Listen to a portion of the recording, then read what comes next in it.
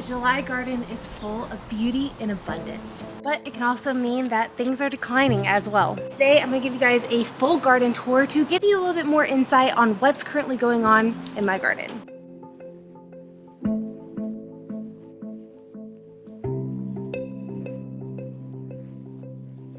If you're new here, hi, I'm Bree. I live in Kansas Zone 6B, and I figured we would start this garden tour in the area I typically end my garden tour. So this is my trellis tunnel. I like to call this trellis Ellis, and this area has been a struggle from the get-go. So I planted cucumbers here. These are Charente melons, which is just a French cantaloupe. And then I also have loofahs. Well, here's the thing. So in the last video I shared with you guys, I actually re-composted this area. And it was with compost that I personally made. And the next day I came out to check on everything, and all of my cucumbers were just so wilted I had to pull them, which was just so crazy to me. But the thing that I find even more crazy is if it was the compost, my melons and my loofahs would have been affected as well, and that was not the case. I actually saw a few cucumber beetles over in this area, and I didn't really think too much of it because last year, you know, I did the exact same thing and I did have a few cucumber beetles. But the difference was I planted a hybrid variety last year, and this year I planted an heirloom variety. If you don't know the difference between the two, a lot of hybrids are bred to resist certain diseases, and I started to look into what cucumber beetles can cause if they are around, and I came across something called bacterial wilt, and it says that if your cucumber plant just wilts completely out of nowhere, 9 times out of 10 that is what happens. I went ahead and pulled the cucumbers, unfortunately, and I still had some hybrid seeds, so I went ahead and planted my hybrid variety instead. I do have the Boston cucumber pickle over there still, so we will see how that does. But I'm also thinking that I might be pulling my loofahs soon. So I had a really hard time getting them to germinate for some reason, and I almost wish I would have started them indoors about 4 to 6 weeks early, just because they are such a long crop. And the problem is right now is in zone 6B where I currently live, we are sitting roughly 90 days. We have like a 90-day window right now before our first expected frost. So I do not think that even if it sets fruit, I'm going to be able to get loofah. And if that's the case, I would rather plant a pole bean or more cucumbers because I really plan to pickle a lot. So this was really disappointing just because, yeah, I mean, I planted more. I still have plenty of time. I'm not too worried about it. Just when you plan to preserve something like that, it's kind of disappointing when that initially happens. But that is what's been going on in this area over here. I really thought by this point this whole trellis would be completely covered and just full. This is the one area of the garden that's just been like, girl, we're not gonna go as planned. Okay, so the next thing I want to dive into today is my tomato area. So I have all my determinants here. I'm just doing Romas. And then I also have my Amish paste and my San Marzano that are indeterminate here on the cattle panel and the area that I'm also Florida weaving. So I will say, I think I'm pretty disappointed in my Amish paste. It could be a variation of a few things. So this area right here gets pretty shady, but not too shady to the point where these tomatoes obviously haven't grown. When I measured them last, they were about 8.5 feet, so I'm sure they're sitting about 9 feet now since we have gotten some rain. So the one thing with the Amish paste, which I haven't had this problem with anything else in my garden, is they're really just now starting to put off a ton of flowers. And the fruit that they have put out to this point, I keep having this problem where they are just cracking very immaturely. I actually had these sitting over here on my bench for the squirrels to pick up instead. These were a little bit lighter, so I just been taking them off, setting them on the bench, kind of as a deterrent for the squirrels and the birds, to where here's my offering to you, take the ones that are already bad. And honestly, that's kind of been a good strategy so far. All the ones that have defects like blossom end rot and then these cracks, I just kind of throw over to the fence or I put over on the bench, and they seem to eat them quite well. I will say I really do like San Marzano. They are very dry. I also forgot to mention I'm doing a pink bumblebee variety that is amazing. I absolutely love it. Last night I actually used it to make my summer pasta, and I really wish I almost would have grown a few cherry tomatoes, just because one plant really doesn't put off all that much. Like, I harvested all of that and that was for one dinner's worth, so give and take. But either way, these plants really started producing. Earlier today, I actually came through and harvested a bunch, and I put a bunch on my counter. I was actually telling my husband for weeks that I didn't feel like this year I was really going to make my goal of a year's worth of tomato sauce. Honestly, I still don't know. And really, I'd be happy just to even get 6 months worth, just because that really did help supplement our sauce needs quite a bit. We do use quite a bit of sauce to make like pastas and whatnot, and if you've never made homemade sauce, I highly suggest it. Like, personally for me, tomatoes fresh like really aren't my thing, but clearly I grow a lot of tomatoes for sauce purposes because sauce is life. Another thing I wanted to mention, so I have been looking pretty deep for hornworms as of the last 2 weeks because I have been seeing the moss float around. This year, I actually do have neem oil, so I've been spraying quite regularly, and so far, fingers crossed, I have not seen them, and we have friends north of here about 2 hours that have, so I'm actually going to come out here probably either later on tonight, and if I do, I will film that at the end of the video. Or tomorrow with my black light in check. So one thing, since they are green, they are quite hard to see. Black lights make them glow. So the last thing I wanted to mention with the tomatoes today is I will be happy if these plants stay healthy for another 6 weeks, which is fine because I really need to start gearing into what's going to be going into this garden during the fall. And this year I have been noticing I'm about 4 weeks ahead than I was last year, so it honestly wouldn't surprise me if most of these plants are done by end of August. So we will keep seeing. I mean, they are really starting to ripen like crazy, and I have been like really starting to tie them up in certain ways just because they are huge and growing like crazy. But we are getting a lot of tomatoes, and I am really excited to process tomatoes this year.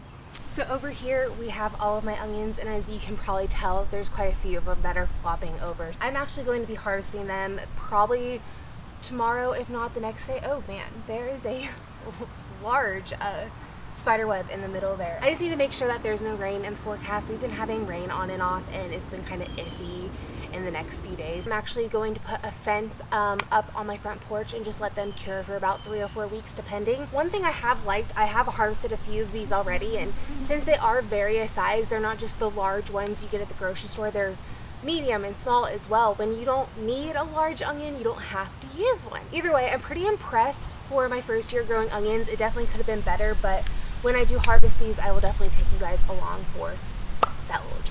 One other thing I would like to note is all of the red onions have been harvested so far. They were tanking out quite quick. So I want to double check. I think these were short day onions, and I think the other ones were intermediate. If you don't know, there's all these different classifications to onions, and that's what honestly makes it quite confusing when you're trying to pick a variety. So I'm also going to double check that, and I will definitely let you guys know that information as well, because I'm kind of curious, because 6B is one of those zones where they tell you just to go straight indeterminate, but there's not many indeterminate varieties. So I'm going to do a little bit more research on that, and I'll let you guys know. So I actually have quite a bit of other things growing in this space. This is a Sunset Beauty sunflower, which a lot of my other sunflowers are really starting to bloom heavily, and I need to take out a few.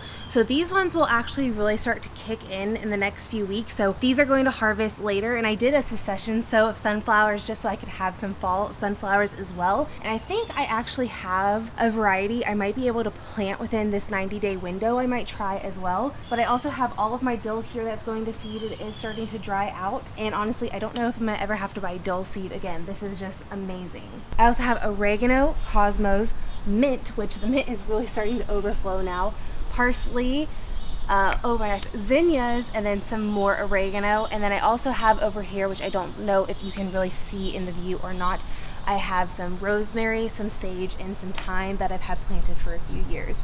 Then kind of scattered, you can see I have beans kind of all over the place. That's just because beans are really easy to succession sow. You know, if you have a gap, go ahead and throw in some beans. You can probably get a good harvest out of them during this time frame. But over here I have my cayennes, then I have my jalapenos, serranos, paprikas, and banana peppers over there. And all of these plants, pepper-wise, have been doing really, really well. But the one thing I definitely want to show you guys, which I will be kind of doing it toward the end, is my bell peppers.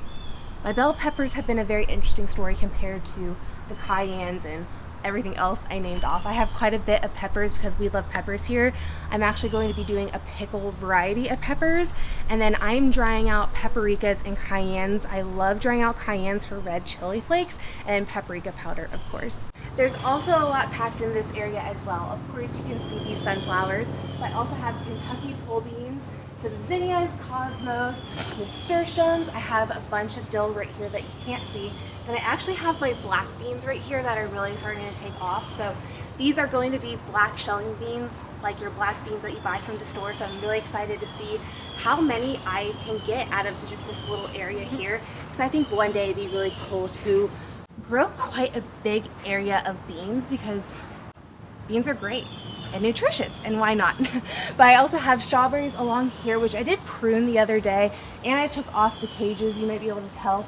I'm curious to see just what they're going to do if I take a little bit more care of them. With the cages, I was kind of neglecting them, and I actually am starting to get a decent sized strawberry on one, so we will see. I think I didn't really get a big harvest that first time, and they were all tiny because they were new plants and they weren't established yet, so I'm really excited to see what they do in the fall. I'm hoping I'm not battling the squirrels like crazy with it, but again, I'm really excited to see what they do. I have a ton of flowers here, of course, zinnias, polar bear zinnias, some more cosmos, and then hyssop. And I also have a tomato plant right here. I have another Roma just because I planted a zinnia plant that didn't take off. And then we have my zucchini, which I put in this insect netted hoop house, and I always direct sow, and you will see these plants are absolutely massive. One reason why I put them in the insect netted hoop house is because I always end up having problem with vine borer, which I did have to pull my pumpkins, unfortunately. But I did replant pumpkins, I think, in time. So hopefully for right around Halloween, I will have pumpkins. Fingers crossed. I really definitely hope so. But